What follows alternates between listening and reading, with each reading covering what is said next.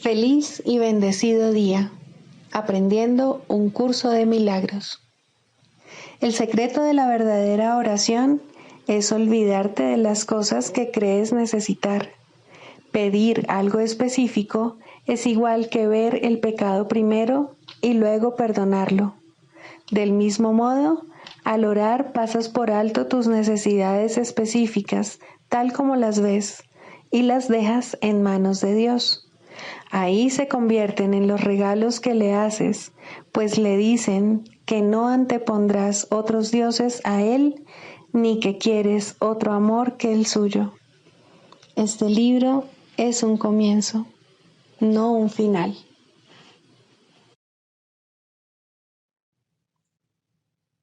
Del prefacio, que postula, párrafo 3.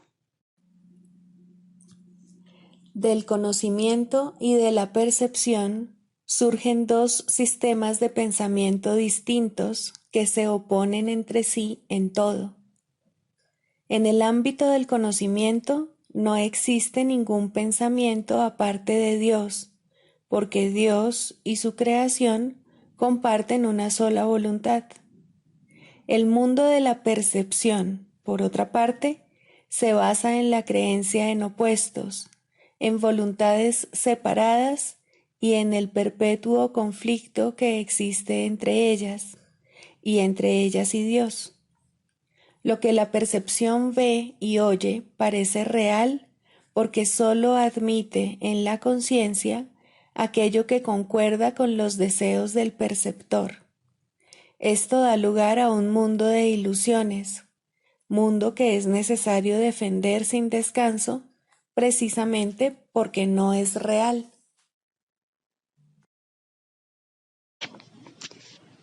Introducción. Este es un curso de milagros, es un curso obligatorio. Solo el momento en que decides tomarlo es voluntario. Tener libre albedrío no quiere decir que tú mismo puedas establecer el plan de estudios. Significa únicamente que puedes elegir lo que quieres aprender en cualquier momento dado. Este curso no pretende enseñar el significado del amor, pues eso está más allá de lo que se puede enseñar. Pretende, no obstante, despejar los obstáculos que impiden experimentar la presencia del amor, el cual es tu herencia natural.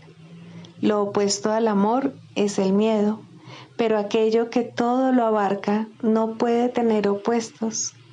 Este curso puede, por lo tanto, resumirse muy simplemente de la siguiente manera. Nada real puede ser amenazado. Nada irreal existe. En esto radica la paz de Dios.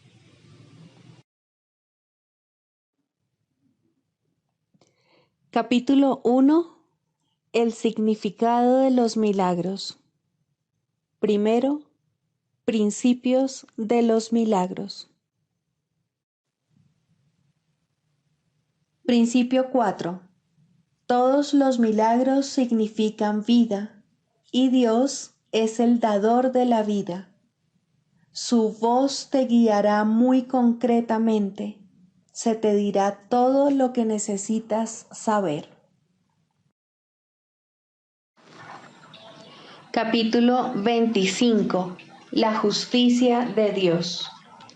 Tercero, percepción y elección. En la misma medida en que atribuyas valor a la culpabilidad, en esa misma medida percibirás un mundo en el que el ataque está justificado. En la medida en que reconozcas que la culpabilidad no tiene sentido, en esa misma medida percibirás que el ataque no puede estar justificado. Esto concuerda con la ley fundamental de la percepción. Ves lo que crees que está ahí y crees que está ahí porque quieres que lo esté.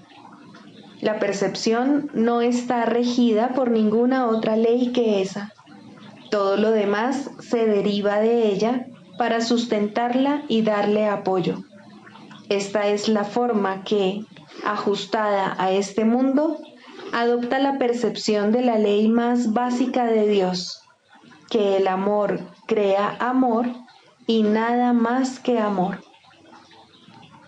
Las leyes de Dios no pueden gobernar directamente en un mundo regido por la percepción, pues un mundo así no pudo haber sido creado por la mente, para la cual la percepción no tiene sentido.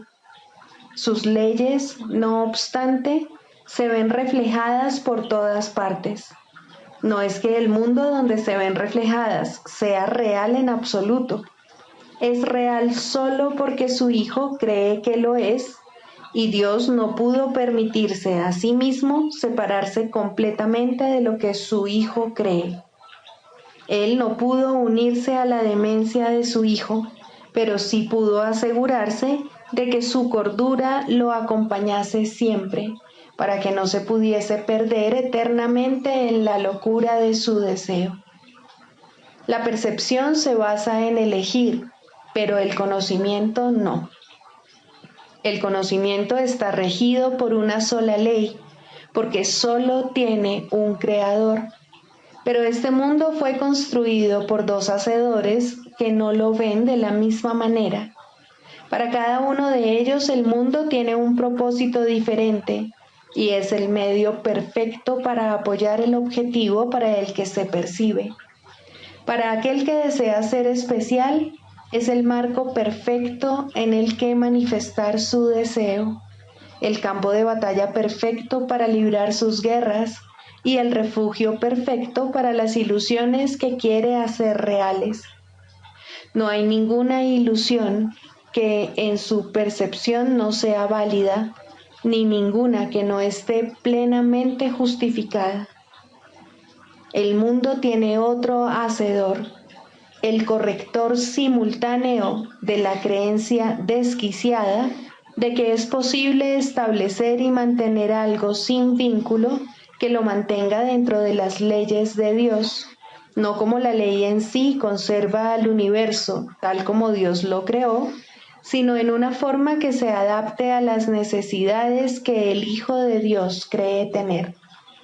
No obstante, error corregido es error eliminado, y de este modo Dios ha seguido protegiendo a su Hijo, incluso en su error.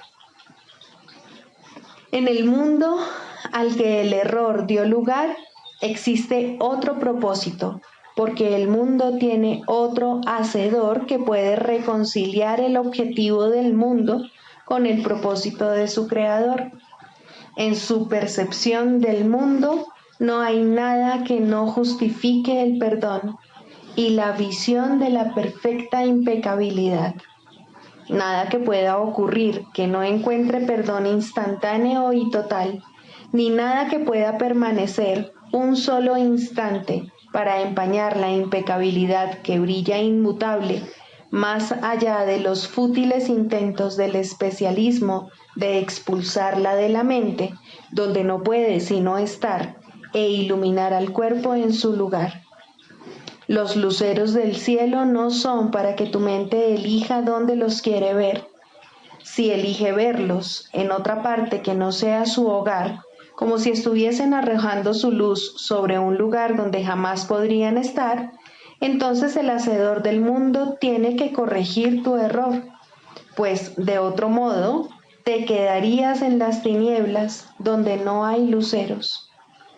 Todo aquel que se encuentra aquí ha venido a las tinieblas, pero nadie ha venido solo, ni necesita quedarse más de un instante, pues cada uno ha traído la ayuda del cielo consigo, lista para liberarlo de las tinieblas y llevarlo a la luz en cualquier momento. Esto puede ocurrir en cualquier momento que él decida, pues la ayuda está aquí, esperando tan solo su decisión, y cuando decida hacer uso de lo que se le dio, verá entonces que todas las situaciones que antes consideraba como medios para justificar su ira, se han convertido en eventos que justifican su amor. Oirá claramente que las llamadas a la guerra que antes oía son realmente llamamientos a la paz. Percibirá que lo que antes atacó no es sino otro altar en el que puede, con la misma facilidad y con mayor dicha, conceder perdón. Y reinterpretará cualquier tentación simplemente como otra oportunidad más para ser feliz.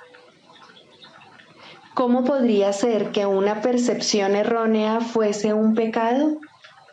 Deja que todos los errores de tus hermanos sean para ti únicamente una oportunidad más de ver las obras del ayudante que se te dio para que vieses el mundo que él construyó en vez del tuyo.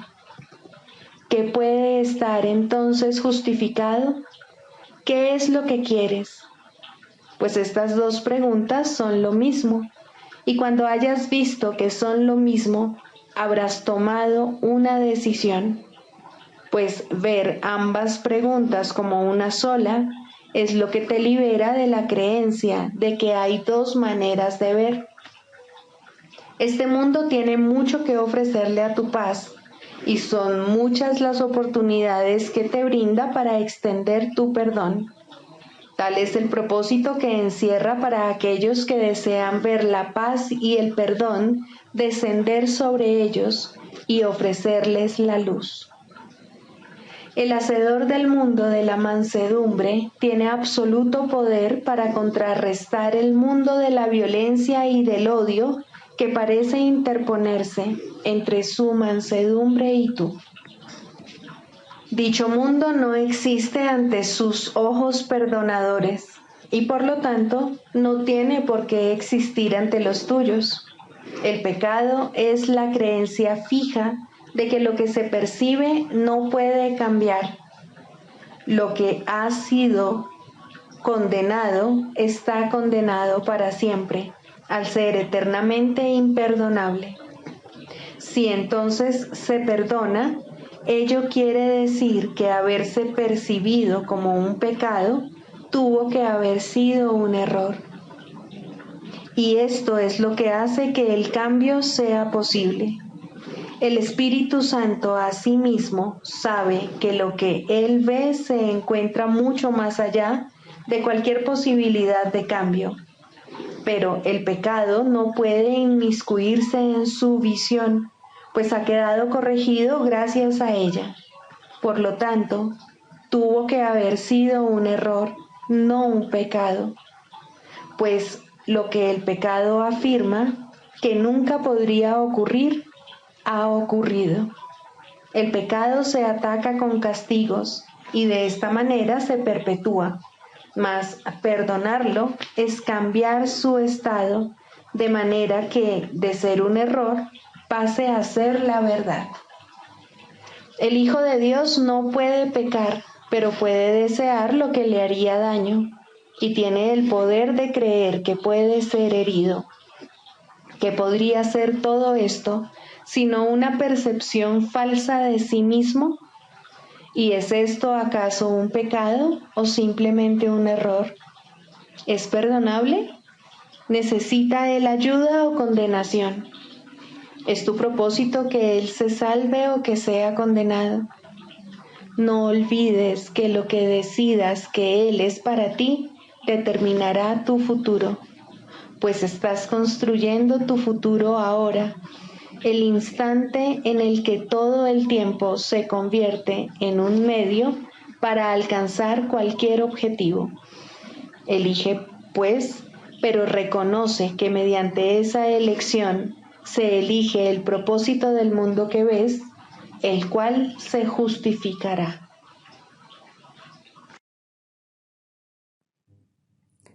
Libro de ejercicios. Pregunta 6. ¿Qué es el Cristo? Cristo es el Hijo de Dios tal como Él lo creó. Cristo es el ser que compartimos y que nos une a unos con otros y también con Dios. Es el pensamiento que todavía mora en la mente que es su fuente. No ha abandonado su santo hogar ni ha perdido la inocencia en la que fue creado. mora inmutable para siempre en la mente de Dios. Cristo es el eslabón que te mantiene unido a Dios y la garantía de que la separación no es más que una ilusión de desesperanza, pues toda esperanza morará por siempre en Él. Tu mente es parte de la suya y ésta de la tuya.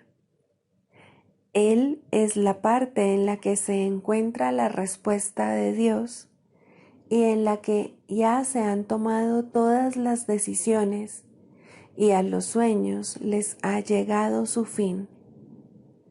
Nada que los ojos del cuerpo puedan percibir lo afecta en absoluto.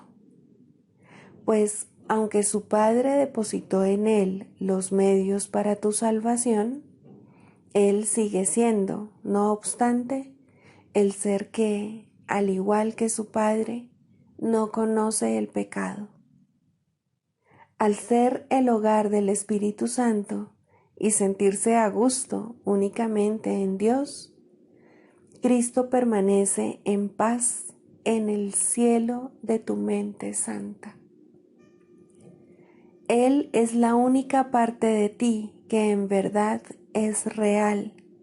Lo demás son sueños, mas estos se le entregarán a Cristo para que se desvanezcan ante su gloria y pueda por fin serte revelado tu santo ser, el Cristo. El Espíritu Santo se extiende desde el Cristo en ti hasta todos tus sueños y los invita a venir hasta Él para que puedan ser transformados en la verdad. Él los intercambiará por el sueño final que Dios dispuso fuese el fin de todos los sueños. Pues cuando el perdón descanse sobre el mundo y cada uno de los hijos de Dios goce de paz, ¿qué podría mantener las cosas separadas cuando lo único que se puede ver es la faz de Cristo? ¿Y por cuánto tiempo habrá de verse esta santa faz cuando no es más que el símbolo de que el periodo de aprendizaje ya ha concluido y de que el objetivo de la expiación por fin se ha alcanzado? Tratemos, por lo tanto, de encontrar la faz de Cristo y de no buscar nada más.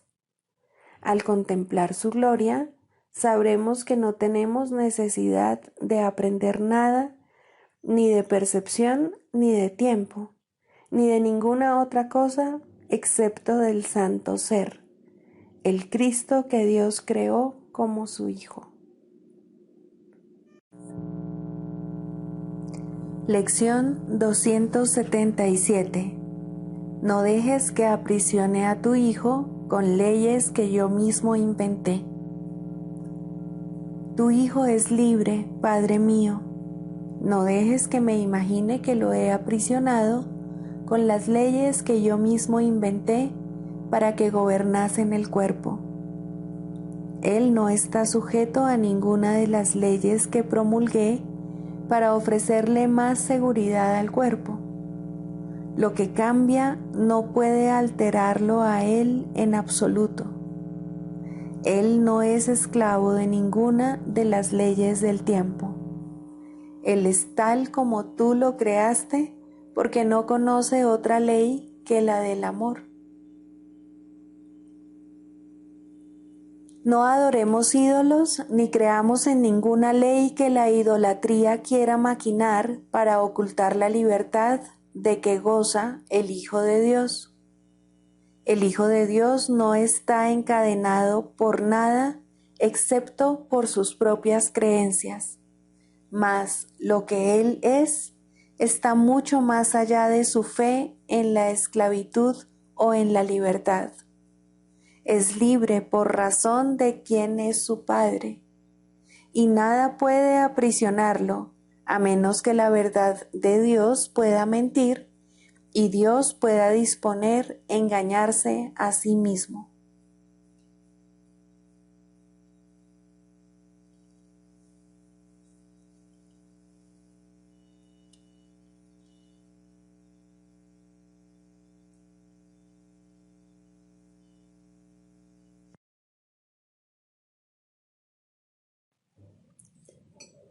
Manual para el maestro.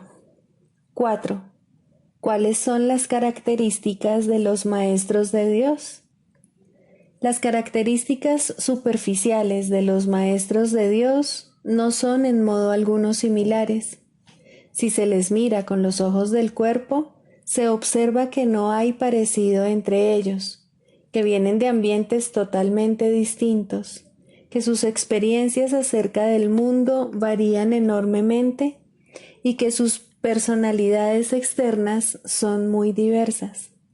Durante las primeras etapas en el desempeño de su función como maestros de Dios, no han adquirido todavía las profundas características que los establecerán como lo que son. Dios concede dones especiales a sus maestros, porque tienen un papel especial que desempeñar en su plan para la expiación. El que sean especiales es, por supuesto, una condición estrictamente temporal, establecida en el tiempo, a fin de que les lleve más allá de él. Estos dones especiales, nacidos de la relación santa hacia la que se encamina la situación de aprendizaje-enseñanza, se convierten en algo característico de todos los maestros de Dios que han progresado en su aprendizaje. Desde este punto de vista, todos son iguales. Cualquier diferencia entre los hijos de Dios es siempre temporal.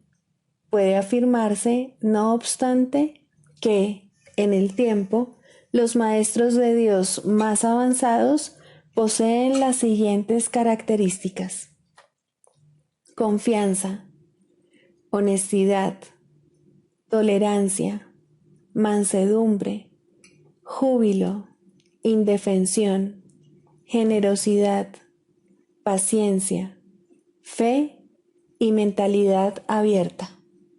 Hoy haremos hincapié en la característica 4, la mansedumbre.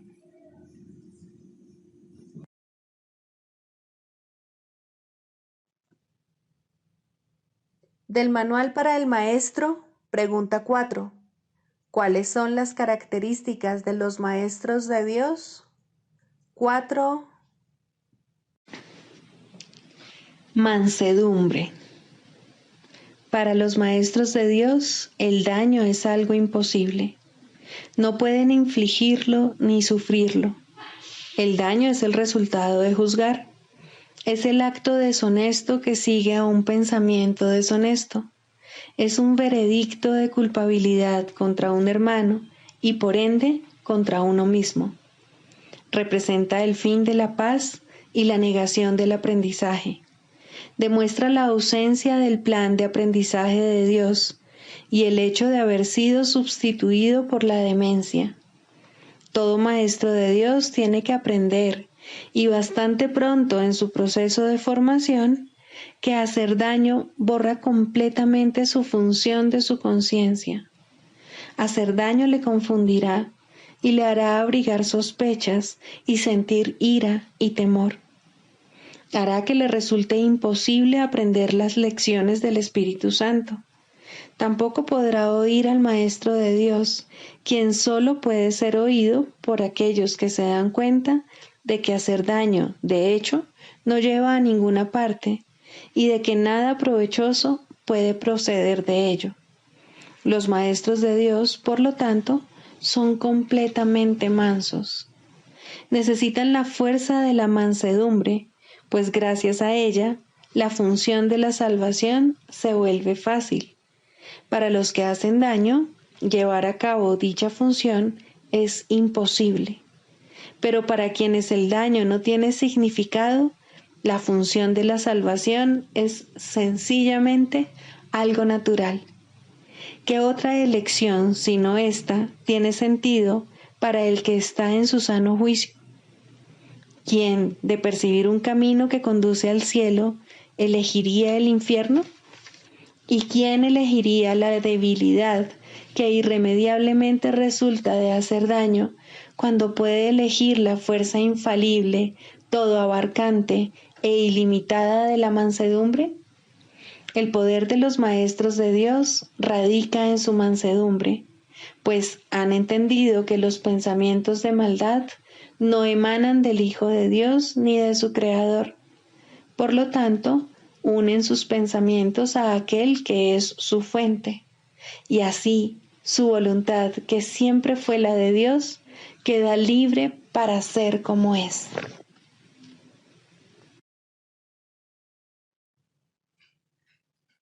Clarificación de términos. El ego, el milagro. Las ilusiones no perdurarán. Su final es indudable y eso es lo único que es seguro en su mundo. Por eso es por lo que es el mundo del ego. ¿Qué es el ego? El ego no es más que un sueño de lo que en realidad eres. Un pensamiento de que estás separado de tu Creador y un deseo de ser lo que Él no creó. El ego es un producto de la locura, no de la realidad. Es tan solo un nombre para lo innombrable, un símbolo de lo imposible, una elección de opciones que no existen. Le damos un nombre solo para que nos ayude a entender que no es más que un pensamiento ancestral según el cual aquello que se ha inventado es inmortal. Mas, ¿qué podría proceder de ello excepto un sueño que, al igual que todos los demás sueños, tan solo puede terminar en la muerte? ¿Qué es el ego? El ego no es nada, pero se manifiesta de tal forma que parece ser algo. En un mundo de formas no se puede negar al ego, pues solo él parece real. Mas, ¿podría el Hijo de Dios, tal como su Padre lo creó, morar en una forma o en un mundo de formas? Si alguien te pide que definas al ego y expliques cómo se originó, es porque cree que el ego es real e intenta, por definición, asegurarse de que su naturaleza ilusiva quede oculta tras las palabras que parecen otorgarle realidad. Ninguna definición que se haya hecho de una mentira puede hacer que ésta sea verdad, ni tampoco puede haber una verdad que las mentiras puedan realmente ocultar. La irrealidad del ego no se niega con palabras, ni su significado se vuelve claro por el hecho de que su naturaleza parezca tener una forma. ¿Quién puede definir lo indefinible? Sin embargo, incluso para esto hay una respuesta. No podemos formular realmente una definición de lo que es el ego, pero sí podemos decir lo que no es. Y esto lo podemos ver con perfecta claridad. Basándonos en eso, podemos deducir lo que es. Observa su opuesto y verás la única respuesta que tiene sentido. A lo opuesto al ego, desde cualquier punto de vista, origen, efectos y consecuencias, le llamamos milagro. En él encontramos todo lo que no tiene que ver con el ego en este mundo. El milagro es lo opuesto al ego, y solo en él podemos observar lo que era el ego, pues en él vemos lo que éste aparentemente hacía. Y la causa y sus efectos no pueden sino seguir siendo una misma cosa. Donde antes había obscuridad, ahora veremos luz. ¿Qué es el ego? Lo que antes era la obscuridad. ¿Dónde está el ego? Donde antes estaba la obscuridad. ¿Qué es ahora y dónde puede encontrársele? No es nada y no se le puede encontrar en ninguna parte.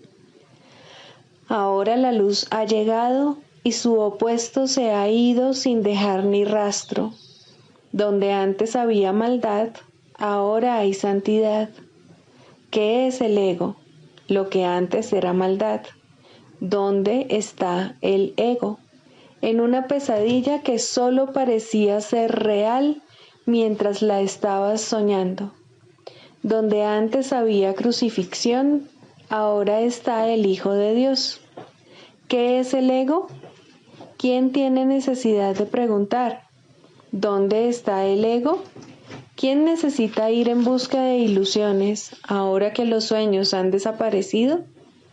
¿Qué es un milagro? Un milagro es un sueño también, pero si observas todos los aspectos de ese sueño, jamás volverás a dudar. Observa el bondadoso mundo que se extiende ante ti mientras caminas envuelto en mansedumbre.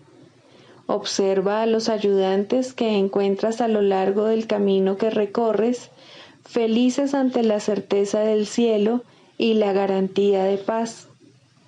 Y observa también, por un instante, lo que por fin dejaste atrás y finalmente pasaste de largo. Esto es lo que era el ego, el odio cruel, la necesidad de venganza y los gritos de dolor, el miedo a la muerte y el deseo de matar, la ilusión de no tener hermanos y el yo que parecía estar solo en el universo.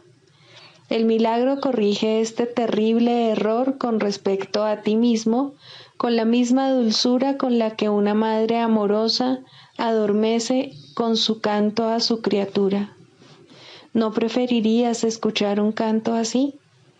¿No contestaría ese canto todo lo que pensabas preguntar, haciendo incluso que la pregunta dejase de tener sentido? Tus preguntas no tienen respuesta, ya que han sido planteadas para acallar la voz de Dios, la cual nos hace a todos una sola pregunta. ¿Estás listo ya para ayudarme a salvar el mundo?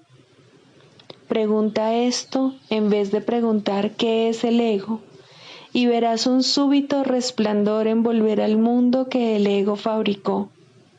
Ahora no se le niega a nadie ningún milagro.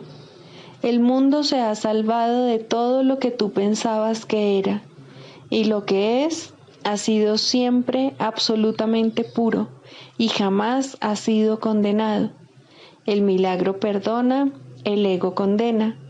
No se necesita ninguna otra definición para ninguno de ellos excepto esta. Mas, ¿qué definición podría ser más cierta o estar más a tono con lo que es la salvación? Con esto, el problema y la respuesta se llevan una al lado del otro, y al estar finalmente juntos, la elección es obvia. ¿Quién elegiría el infierno de reconocer que eso es lo que está eligiendo? ¿Y quién no seguiría adelante un poco más cuando le ha sido dado comprender que el camino es corto y que el cielo es su meta?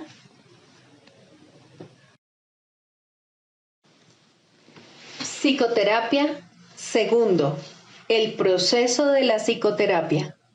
Introducción. La psicoterapia es un proceso que cambia la visión del yo. A lo sumo, este nuevo yo es un concepto de sí mismo más beneficioso, pero no puede esperarse que la psicoterapia establezca qué es realidad. Esa no es su función. Si logra abrirle paso a la realidad, ha alcanzado su máximo éxito.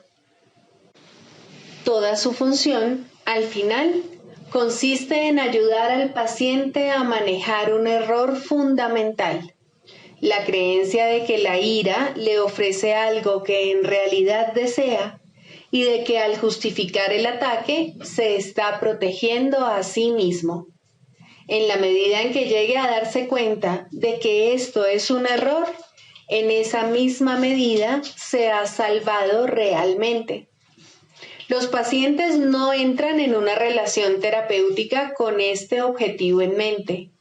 Por el contrario, tales conceptos significan poco para ellos o no necesitarían ayuda.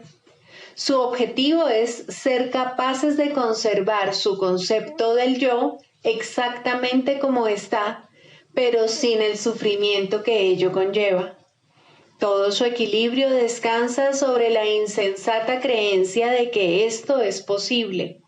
Y como resulta tan claramente imposible para la mente sana, lo que buscan es magia. En las ilusiones, lo imposible se consigue fácilmente, pero a costa de hacer realidad las ilusiones. El paciente ya ha pagado su precio. Ahora quiere una ilusión mejor.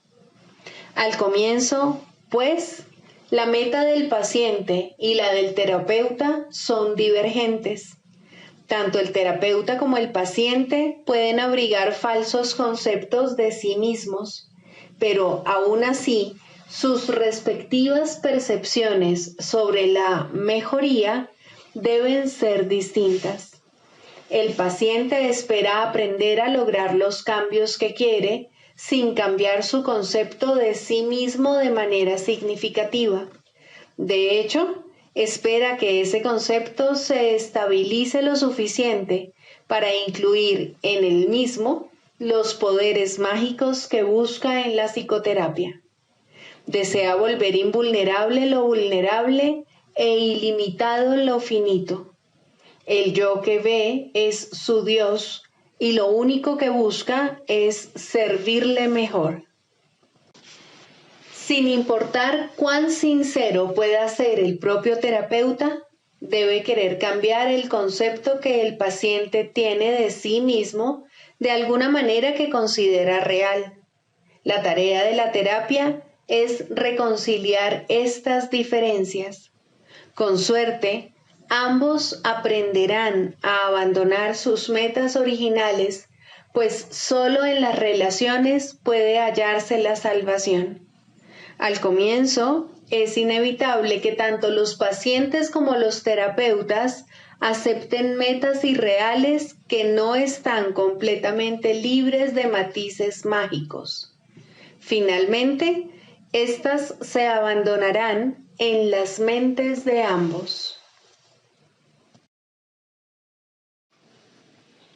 El canto de la oración.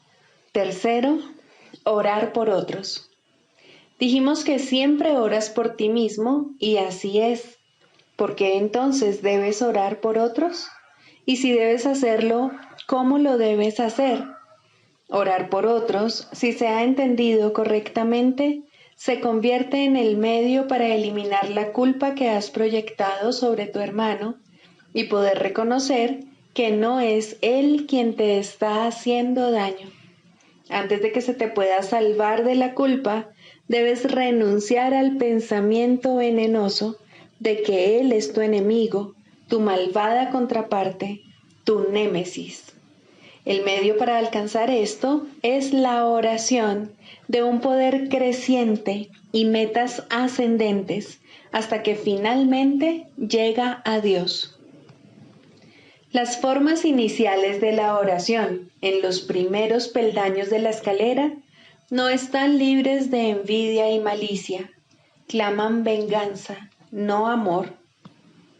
Tampoco proceden de alguien que entiende que son peticiones de muerte hechas con miedo por quienes atesoran la culpa. Invocan a un Dios vengativo y es Él quien parece contestarles. Nadie puede pedir el infierno para otro y él mismo librarse de él. Solo aquellos que están en el infierno pueden pedir el infierno. Pero aquellos que han sido perdonados y han aceptado su perdón, jamás podrían orar de esa manera.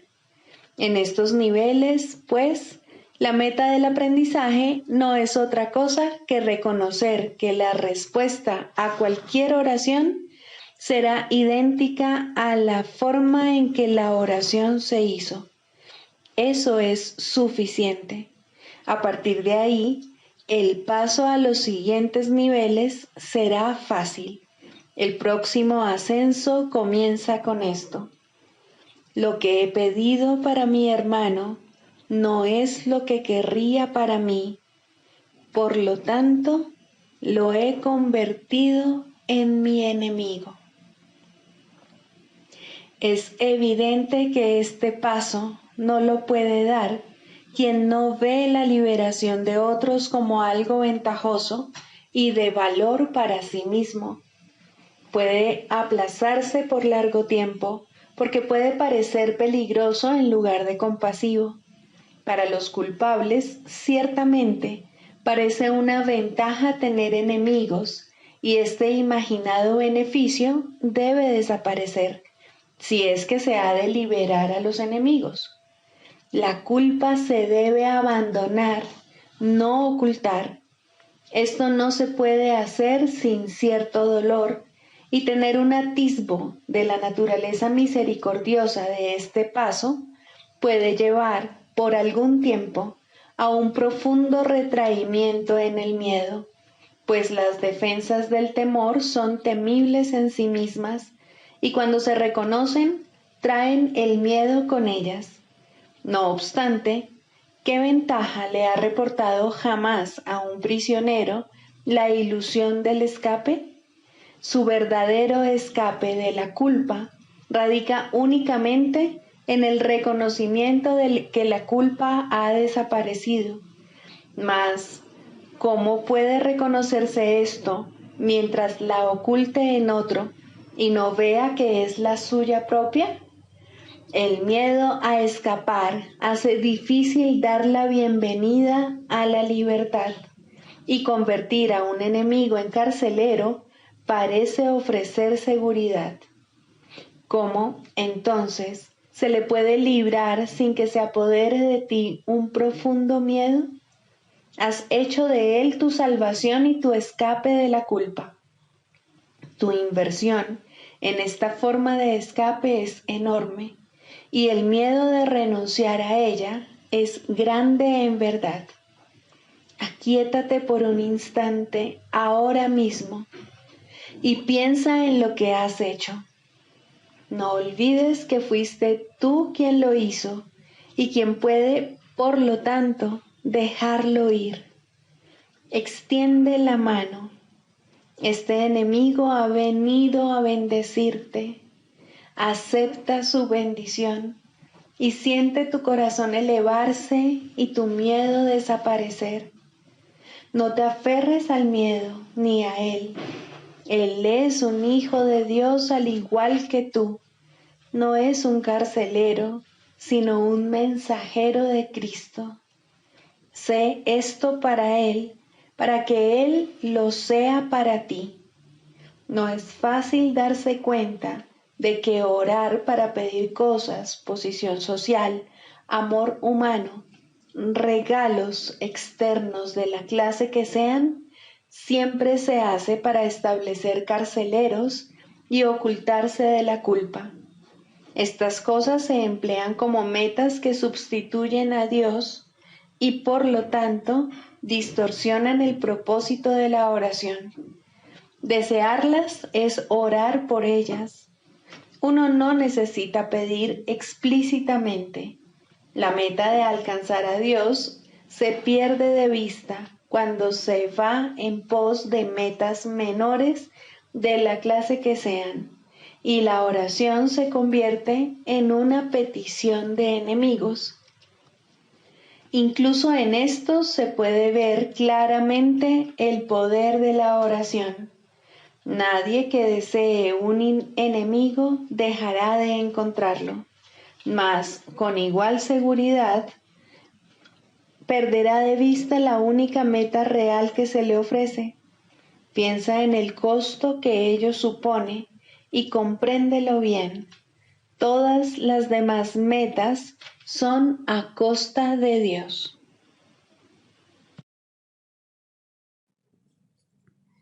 Sigamos a Jesús haciendo del perdón algo tan natural como respirar y algo tan vital como el aire. Amén.